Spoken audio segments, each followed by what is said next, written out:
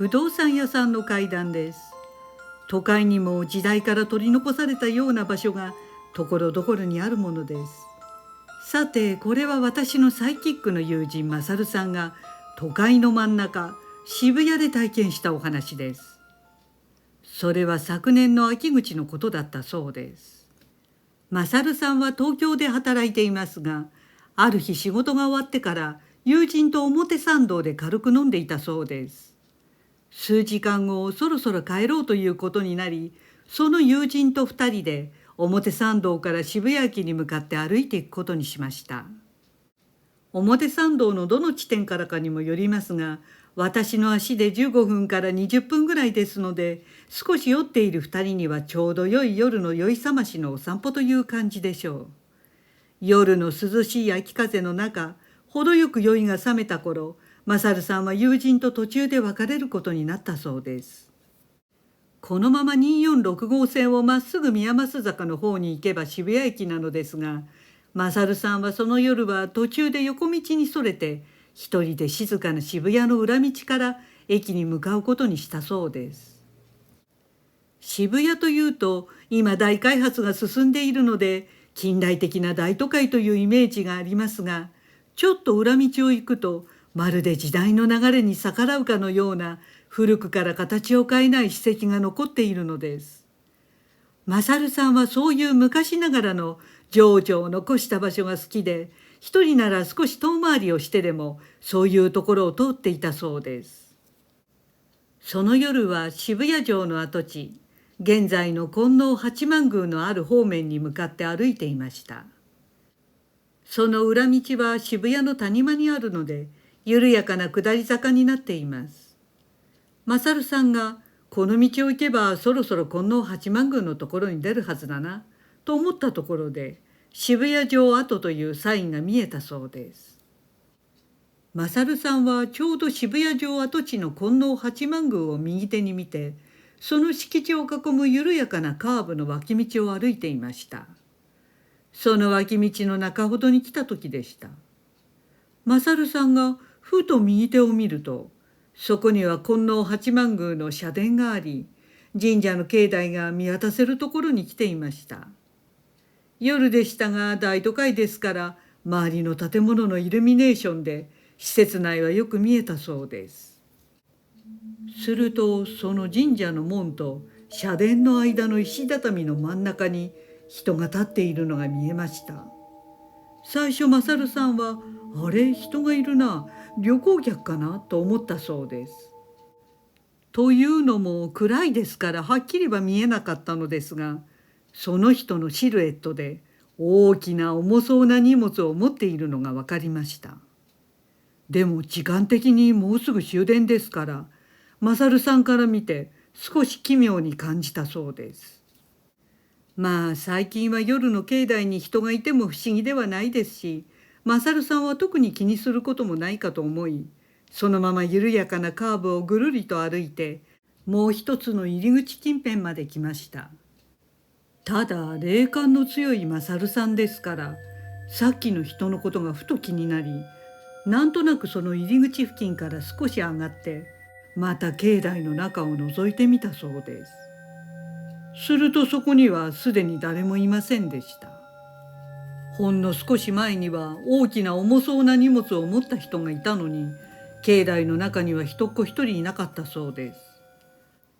マサルさんが最初に人を見た地点から今いる入り口付近に来るまではほんの10秒ぐらいしか経っていませんでした。あんな重い荷物を抱えて素早く動けるものなのかとも思いました。少し違和感がありましたが、まああの人どこかに行ったんだなとあまり深く考えないようにしたそうです。ところが次の瞬間、マサルさんはおやっと思いました。それはお社の扉が開いていたのでした。たった今確かに閉まっていた社殿の扉が開いているのです。突然でしたので、見間違いか何か物理的な理由で自然に開いたのかは不確かでした。そしてマサルさんが扉が開いていることに不思議に思ったその瞬間、さっきの人が境内の右端に現れたのです。それは大きな荷物を持ってさっきまで境内の真ん中にいた人だとシルエットで分かったそうです。マサルさんには急にその人が現れたような感じに思えました。ただその後すぐサイキックのマサルさんはその人がこの世のものではないと気づいたそうです。なぜならその人は今の時代の人ではないとすぐ分かったからです。どうしてそれが分かったかというと、その何者かはその時荷物をほどいてその場に下ろしたそうなんです。その時マサルさんにはその荷物が何だったのかシルエットと音で分かったということです。それはたくさんの刀で、その刀を下ろしている音がじゃらじゃらと境内に鳴り響いていたそうです。そこまで聞いて私はマサルさんに、社殿の扉が突然開いていたのはその中に刀が奉納されていたからで、その奉納刀と何かそのものと関係があるのではないかと聞いてみました。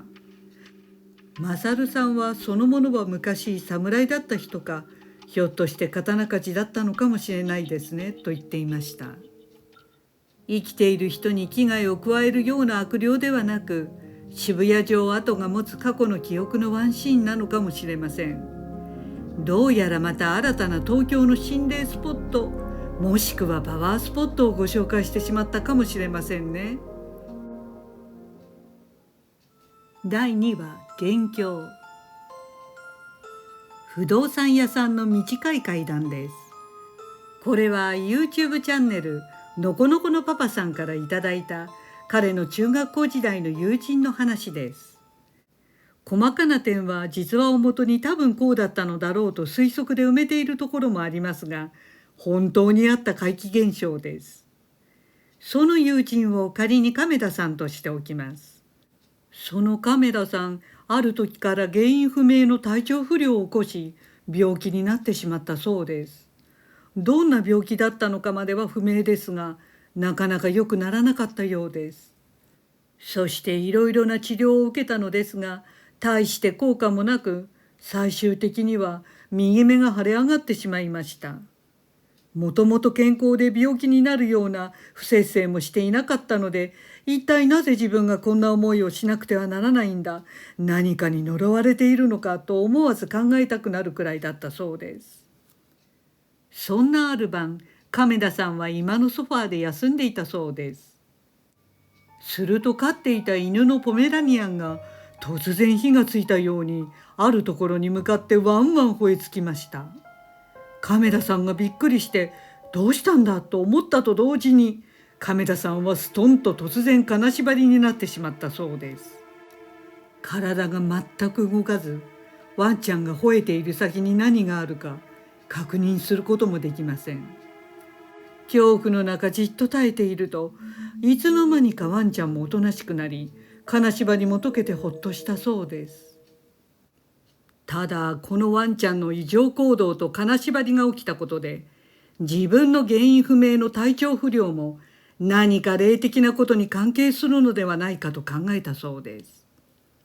そしてそのワンちゃんが吠えていたところにはあるものがしまってあったことに気がつきました。遡ることを少し前、まだ亀田さんが元気な時のことでした。ある日亀田さんの親類があるものを持ってやってきました。それは一振りの日本刀だったそうです。もらったというより親類が持ち込んできて、そのまま置いていったという方が正しかったかもしれません。日本刀ですからおそらくかなり高価な品物だったのでしょう。そのまま亀田さんは刀を家で保管していました。例のワンちゃんが吠えついた先には、実はその日本刀がしまってあったんだそうです。それを思い出した亀田さんと家族は、この日本刀が全ての元凶なんじゃないかと考えました。急いで菩提寺の和尚さんのところにその刀を持って行き調べてもらったそうです。するとその日本刀は落ち武者や罪人の斬首に用いられた刀だと判明しました。また戦時中に大陸あたりでたくさんの人を切ったということも分かったそうです。早速お寺で供養し、そのまま寺に収められたということでした。その後亀田さんの体調はみるみる回復したそうです。日本刀には魂が宿るそうですから、所有する場合は履歴を調べた方が良いかもしれませんね。ご視聴ありがとうございました。よろしければチャンネル登録お願いします。